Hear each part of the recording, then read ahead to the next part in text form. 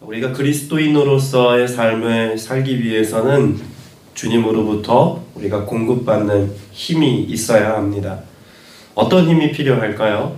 하나님께서 우리에게 주신 그 말씀을 우리의 삶으로 온전히 알아채기까지 하나님의 말씀에 대한 분별력, 또 하나님의 뜻을 우리가 깨닫고 알기까지의 분별력이 우리에게는 반드시 있어야만 합니다. 단지 어떤 무언가를 결정하기까지 옳고 그름에 대한 판단력으로서의 분별력이기만 한 것이 아니라 하나님의 선하신 뜻을 알고 그 뜻을 준행하기 위한 분별력이 필요하다는 말입니다. 그러나 분별만 하고 우리의 삶에 행함이 없다면 무언가를 알게 된 것 혹은 분별한 게 된 것이 의미가 없겠죠. 그래서 분별력과 더불어 우리에게 필요한 힘이 있다면 그것은 또한 실천력입니다. 하나님의 말씀을 내면화하고 또 하나님의 뜻을 알아서 그것을 내 삶에 적용해 실천할 수 있는 실천력이 있을 때 우리는 건전한 혹은 건강한 신앙인으로서의 삶을 살 수 있다는 말입니다. 그래서 성경에 기록되어져 있는 말씀을 보면 우리가 진리를 아는 것만큼이나 그 진리를 조차 행하며 살아가는 야고보 사도 같은 경우는 그 진리와 위대한 하나님의 뜻을 알고도 지켜 행하지 않으면 그것이 죄라고까지 말씀하고 있지 않습니까? 그래서 성경은 하나님의 말씀을 분별하고 진리를 아는 것만큼이나 그 진리가 나의 삶이 되게 하는 것을 함께 강조하고 있다는 것을 알 수 있습니다. 오늘 본문에도 보면 우리가 너무나도 잘 알고 있는 선한 사마리아인에 관한 비유 말씀을 예수님이 하고 계신 것을 알 수가 있죠. 예수님이 이 말씀을 왜 하셔야만 했겠는가? 먼저 25절 말씀을 보면 한 율법교사가 예수님과 대면해서 대화 나누는 장면이 이렇게 서술되어져 있습니다. 율법교사가 일어나 예수를 뭐하여 이르되 시험하여 이르되 라고 말합니다. 율법교사의 의도는 예수님을 시험해 보려는 것이었습니다. 여러분, 우리에게도 신앙생활에 있어서 수많은 시험거리들이 있죠. 근데 그 시험거리는 죄에 대한 혹은 세속적인 도전에 대한 시험거리도 있지만 우리 스스로를 진단하려고 하는 혹은 판단하려고 하는 그런 시험과 도전도 늘 있다는 것을 우리가 알아야 합니다. 정죄함을 심어주려고 하는 사단의 도전이라는 거죠. 말씀대로 너 못 살잖아. 너는 하나님의 뜻대로의 삶을 산다고 하면서 실천력 있게 열매 맺지 못하잖아. 이런 여러 가지 자책과 혹은 여러 가지 시험의 도전을 통해서 우리의 마음 가운데 믿음으로의 삶을 스스로 포기하게 만들려고 하는 도전들이 있다는 이야기입니다. 오늘 율법교사가 예수님을 시험하여 도전하는 내용도 사실 그런 의미에서 우리가 생각해 볼 필요가 있습니다. 율법교사가 예수님께 시험하여서 낸 질문이라고 하는 것이 실상 예수님이 말씀하시려고 하는 진리와는 상관없는 것처럼 느껴지기까지 합니다. 25절 후반부에 보면 그 질문의 내용이 이렇죠. 내가 무엇을 하여야 영생을 얻으리까? 자, 영생을 얻음에 대한 질문이 있습니다. 그런데 그 영생을 얻기 위해서 내가 무엇을 하여야 라고 하는 전제는 애초에 예수님께서 말씀하시려고 하는 진리로부터 위배된 내용입니다. 영생을 얻기 위해서 필요한 것은 내가 무엇을 하는 것에 있지 않습니다. 그런데 율법교사는 스스로 알고 스스로 옳다고 여기는 자기 생각을 빗대어서 율법을 잘 지켜야 내가 무엇을 하여야 영생을 얻을 수 있다는 생각이 그 마음의 중심에 있었기 때문에 영생을 얻으려면 어떤 계명을, 어떤 율법을 내가 잘 지켜야 합니까? 라고 질문하고 있는 것이죠. 여러분, 여기에서 우리의 신앙생활의 오류가 발생하는 것입니다. 신앙생활은 능동적이지 못합니다. 철저히 수동적이라고 해야 옳다고 저는 확신합니다. 구원도 은혜로 얻었습니다. 또한 우리가 거룩의 삶을 살아가는 것도 그리스도의 영이신 성령께서 내 안에 역사하실 때 그 거룩하신 하나님의 성품을 조차 우리의 삶에 성취되게 하시는 은혜가 있는 것입니다. 우리의 삶에 합당한 하나님 나라의 열매도 내가 최선의 삶을 살아서 열매가 맺히는 것이 아닙니다.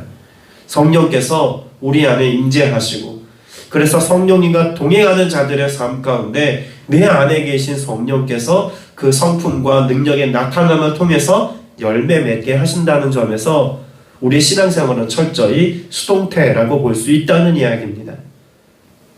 내가 하는 것 같지만 결국에는 내 안에 계신 그리스도께서, 그리스도의 영이신 성령께서 일하시고 역사하실 때만 우리가 누리는 은혜, 여러분 그것이 신앙생활의 풍성한 은혜의 조건이자 또한 하나님의 나라의 법칙이라고까지 말할 수 있다는 이야기죠. 그래서 예수님께서는 26절에 이렇게 말씀하십니다. 율법에 무엇이라고 기록되었으며 내가 어떻게 읽느냐라고 말씀하십니다. 여러분, 예수님의 이 질문이요 매우 중요합니다. 어떤 점에서 그럴까요?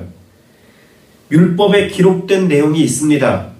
그런데 그 기록된 내용을 어떻게 읽느냐에 따라서 이것이 생명이 되기도 하고 아무런 영향력을 미치지 못하는 생명력 없는 것으로 전락할 수도 있다는 이야기입니다. 성경을 어떻게 읽느냐, 하나님의 말씀을 어떻게 읽고 내 삶에 적용하여 실천하느냐라고 하는 문제가 우리 신앙생활의 건전성을 판가름짓는 아주 중요한 전제가 된다는 것이죠. 그래서 예수님의 이 질문에 대해서 율법교사는 무엇을 이야기합니까? 율법에서 명시하고 있는 내용을 서술합니다. 요약을 무척 잘했습니다. 얼마나 많은 율법과 구약에 기록되어 있는 토라, 창세기부터 출애굽기, 레위기, 민수기, 신명기에 이르기까지의 말씀을 함축할 수 있는 아주 중요한 두 가지 전제를 이가 이야기하지 않습니까? 하나님을 경외하고 사랑하는 것, 그리고 내 이웃을 내 몸과 같이 사랑하는 것. 이것이 모든 율법의 선지자요 강령이라고 하는 사실을 예수님도 인정해 주십니다.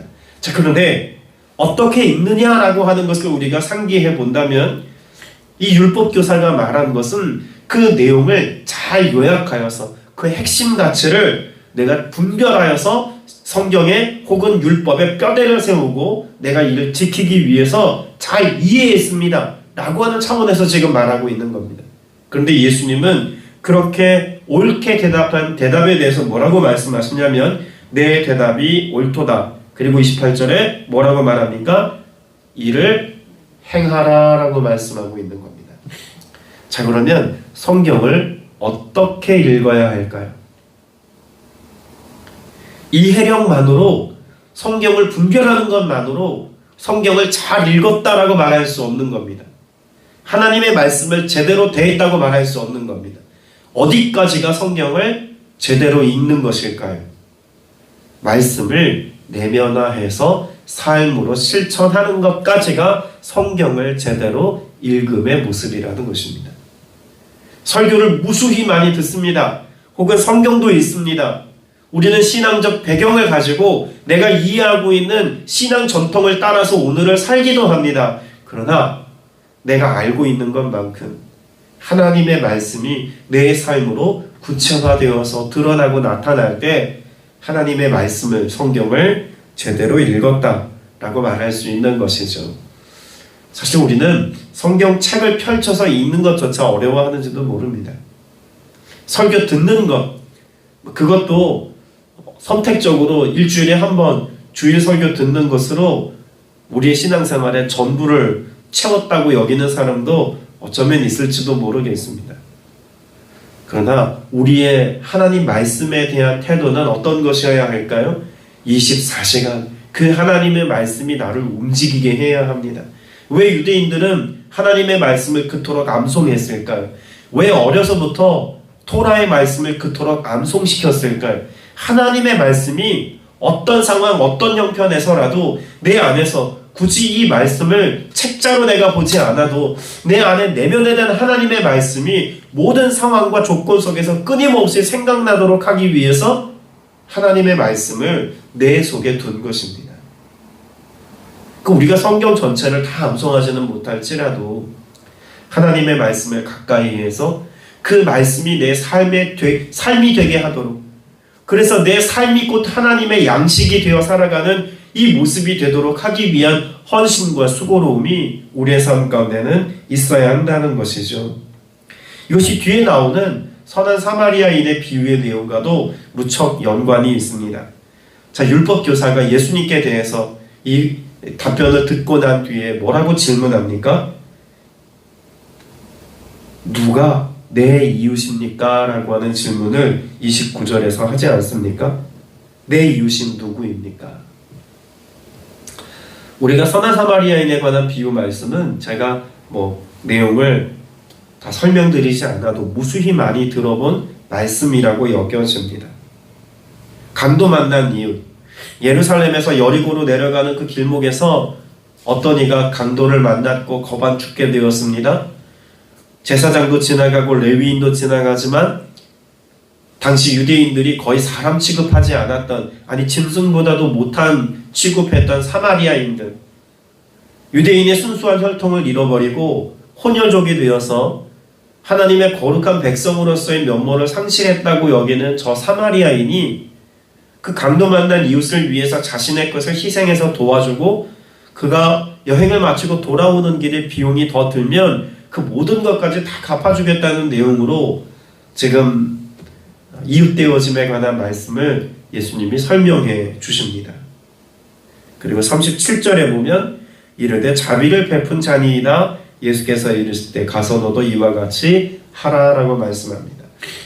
우리는 이 말씀의 내용을 적용할 때 그래서 37절의 말씀, 너도 이와 같이 하라는 말씀을 통해서 우리도 그렇게 선을 행하는 것과 사랑과 자비를 실천력 있게 살아가는 것까지만 우리는 종종 생각합니다.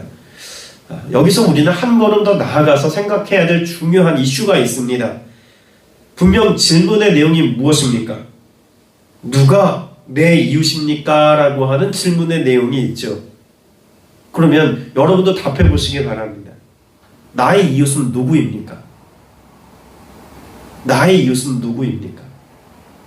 여러분이 질문 안에는 어떤 강도 만난 사람이 나의 이웃입니까? 라고 하는 전제를 가지고 질문하는 게 아닙니다. 제사장, 레위인, 그리고 선한 사마리아 사람, 이 사람 중에 누가 이웃이냐? 라고 하는 질문의 의도를 가지고 지금 예수님이 이 비유 말씀을 하고 계신 것이죠.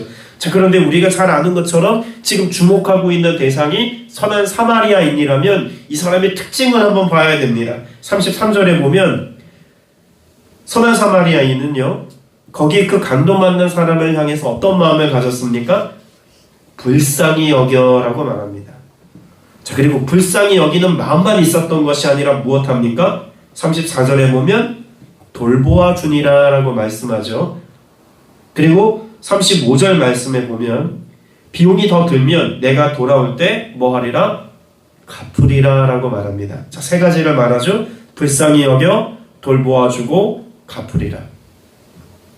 이 세 가지는 다 누구의 모습일까요? 예수 그리스도를 나타내는 그런 설명문입니다. 특별히 여기 불쌍히 여겨라고 하는 것 자체는 긍휼의 마음, 자비의 마음이죠. 하나님의 성품을 나타내는 가장 대표적인 말씀입니다. 여기는 하나님의 성품을 그리고 있는 것이고, 조금 더 직접적으로 34절에 돌보아 주니라 라고 하는 돌보다 라고 하는 이 말은요, 구약 성경에 인용될 때 하나님이 사람을 돌보다 라고 할 때 사용되어지던 말입니다. 그러니까 돌보다라는 말이 사람이 어떤 사람을 돌보다라고 할 때 자주 사용되질 않았어요. 돌보다라고 하는 말 자체가 이미 우리에게는 익숙한 말이어서 그저 자주 사용되어지는 어떤 말이기에 그냥 누군가를 돌보다라고 하는 의미로 받아들이지만, 유대인들에게 있어서 누군가를 돌보다라고 하는 돌봄의 양식은 철저히 하나님께 속한 것이었습니다. 그래서 여기 돌보아 주니라라고 하는 이 말은 하나님이 하나님의 백성을 돌보다라고 하는 뉘앙스로 쓰여진 말씀입니다. 그리고 내가 돌아올 때 갚으리라. 이건 무엇을 우리로 연상하게 합니까? 예수 그리스도의 다시 오심입니다. 예수 그리스도께서 모든 것을 다 감당하시고 다시 오실 때 우리로 하여금 영원한 생명의 자리에 있게 하겠다는 내용을 전제해서 갚아주리라. 우리의 모든 죄값을 다 청산하시고 우리의 삶으로 영원한 하나님의 나라에 들어가기까지의 페이가 다 지불되어진 어떤 상태, 이것을 이야기하는 것이 갚아주리라의 의미입니다. 자, 다시 질문합니다. 여러분의 삶의 이웃은 누구입니까? 예수 그리스도입니다. 우리의 삶의 이웃은 예수 그리스도라는 이야기입니다. 그럼 예수 그리스도께서 오늘 내 삶의 이웃 되실 때 강도 만난 자와 같은 내가 하나님의 돌봄과 하나님의 그 자비와 사랑 안에서 다시 오실 주님의 그 구원 역사 속에서 내가 진정한 회복의 역사와 돌봄의 은혜를 누릴 수 있다는 것을 말씀해 주고 있는 것이죠. 제사장으로서는 우리의 삶의 진정한 돌봄이 불가능합니다. 종교적인 삶을 살았던 레위인들처럼 종교적인 삶의 양식을 실천하는 것으로 우리가 영원한 생명에 이르는 것이 아닙니다. 우리가 영원한 생명에 이를 수 있는 것은 예수 그리스도께서 하나님의 자비하심의 성품을 가지고 우리를 구속하신 예수 그리스도의 대속의 은혜 안에서 우리를 돌보아 주시고 그 돌봄 속에 살아가는 우리가 주님 다시 오시는 날 그 자비하심에 근거해서 그 사랑의 은혜에 의해서 우리가 영원한 생명을 얻고 천국에 입성하는 자로서의 자격을 부여받고 살아가는 것입니다. 예수 그리스도를 나의 이웃으로, 예수 그리스도를 내 삶의 돌봄의 주체로, 예수 그리스도를 온전히 나의 생명의 수여자로 여기며 살아가는 자들이 이 땅에서 강도 만난 자와 같은 삶을 산다고 할지라도 진정한 생명에 이르는 삶을 살 수 있다는 이야기입니다. 이러한 관점으로도 우리가 성경을 읽어야 해요. 물론 우리가 윤리적이고 도덕적인 차원에서 또 예수님의 사랑 실천이라고 하는 차원에서 내가 선한 사마리아인이 되어서 누군가의 삶에 필요를 채워주고 또 누군가의 삶에 선을 행하여서 그로 하여금 하나님의 성품과 하나님의 생명을 얻도록 돕는 역할을 내가 하는 것도 물론 중요합니다. 그러나 그러한 삶을 살려면 내가 먼저 무엇이 필요합니까? 예수 그리스도가 나의 진정한 친구가 되고 이웃이 되어 주셔서 그런 주님으로부터 우리가 누릴 수 있는 생명과 은혜를 내가 누리고서야 내 안에 계신 예수 그리스도로 말미암아 우리들 또한 예수님처럼 지켜 행하는 삶을 살 수 있는 것 아니겠습니까? 우리가 어떻게 선한 사마리아인과 같은 삶을 살겠습니까? 조금 더 명확하게 말하자면 우리가 어떻게 예수님의 성품인 자비를 가지고 예수님이 하실 수 있는 돌봄의 역사를 이웃에게 실천하며 누군가에게 내 것을 희생하여 갚아주는 삶을 어떻게 살 수 있을까요? 내가 예수님처럼 되어야 합니다. 내 안에 예수 그리스도께서 사셔야 합니다.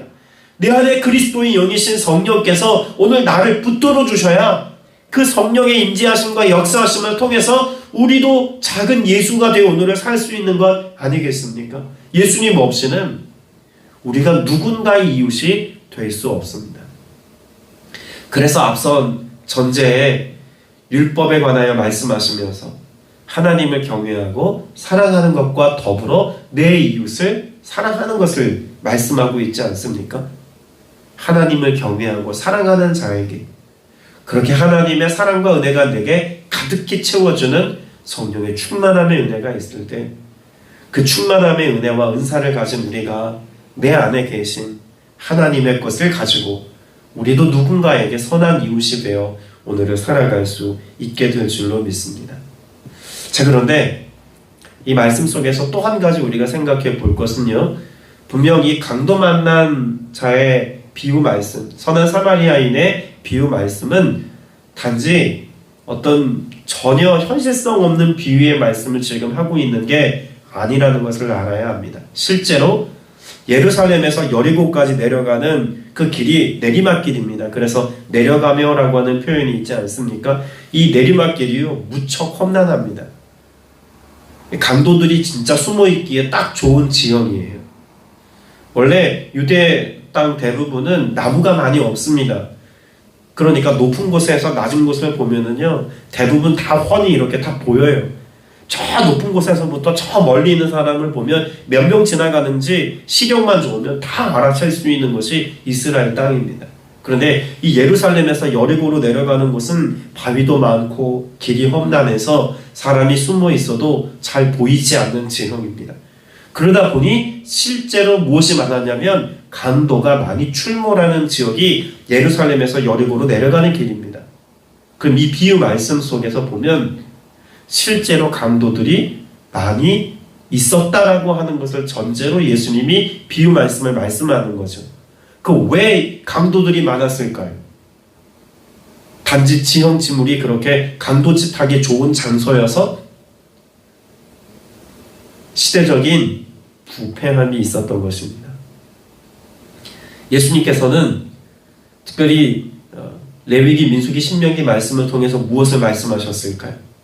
많은 것을 가진 자가 자신의 것에 넉넉함을 채우고 나면 가난한 이들과 고아와 과부를 돌보는 것에 관해서 하나님의 성품을 가지고 하나님의 대리자로서 하나님이 맡겨주신 것들을 나누는 삶에 관해서 하나님께서는 이미 율법과 계명으로 말씀해 놓으셨다는 이야기입니다. 지금 앞에서 율법 교사가 예수님께 대해서 율법에 대한 질문을 하고 있는 것 아닙니까? 자, 그런데 율법으로 하나님께서는 그 모든 말씀들을 이미 이스라엘 백성들에게 주셨다는 이야기예요. 내 것을 율법의 계명을 쫓아 나누는 삶을 살아가는 것은 당연의 삶이었습니다. 그런데 뭐 하지 않은 겁니까? 가난한 자들을 하나님의 마음으로 돌보지 않은 겁니다. 그러다 보니 실제로 강도의 출몰이 너무나 많았던 것이죠. 그렇지 않고는 살 수 없는 세상이 되어져 버린 겁니다. 그럼 예수님의 탄식은 단지 하나님의 말씀을 지켜 준행하지 않는다의 탄식이기만 한 게 아니라 그것을 예수님께서 지금 목격하여 보고 계신 것이 예수님의 탄식인 겁니다. 율법을 너무나 잘 알지만 그토록 율법에 대해서 강조하고 있지만 이 율법 교사가 율법에 대하여 예수님께 질문하고 있지만 강도가 많은 세상, 하나님의 율법과 하나님의 계명과 말씀이 세상에 반영되지 않은 그 세상의 모습을 보고 예수님의 탄식이 지금 있다는 이야기예요.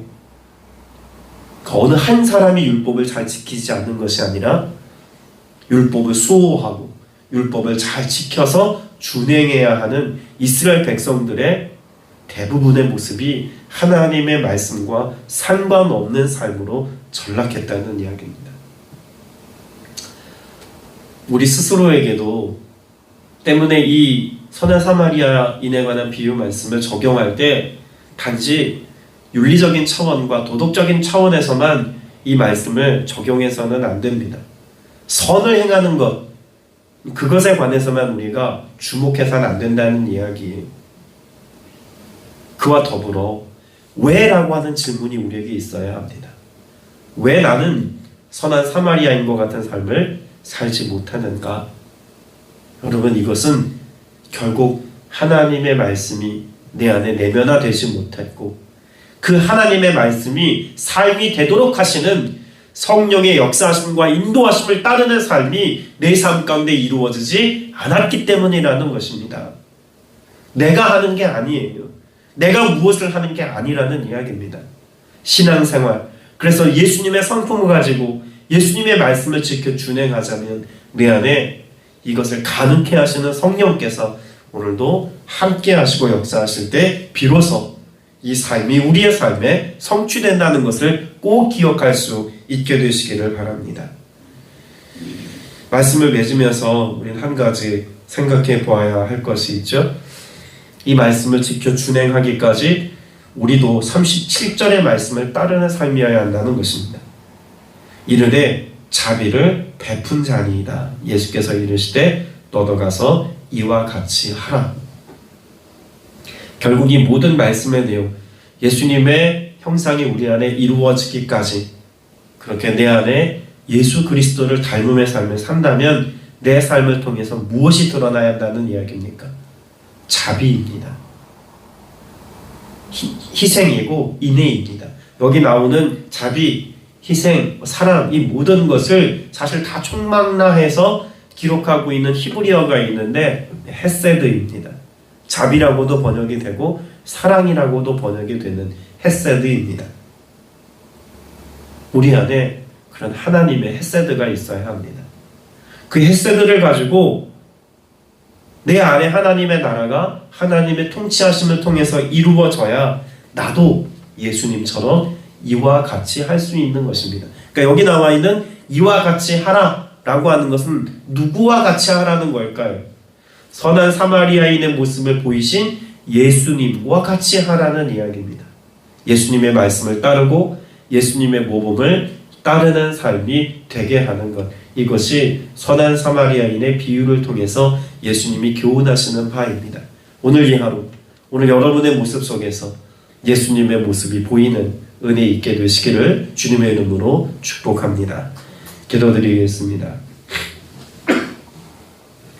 은혜가 풍성하신 아버지 하나님, 오늘 우리 안에 예수님의 형상이 이루어지기까지 성령께서 우리를 전혀 새롭게 하시고 우리 안에 임재하시며 우리의 삶을 견인해 주실 것을 믿습니다. 하나님의 성품 가지고 살아가기를 원하며 그 하나님의 성품을 따라 살아갈 때 열매 맺게 하시는 성령의 역사하심을, 그 은혜를 오늘 또 누리며 살아가기를 원하오니 성령님 우리 안에 권능으로 역사하여 주시옵시며 세상과 다름으로 살아갈 수 있도록 능력과 권세와 힘과 지혜 더하여 주시옵소서.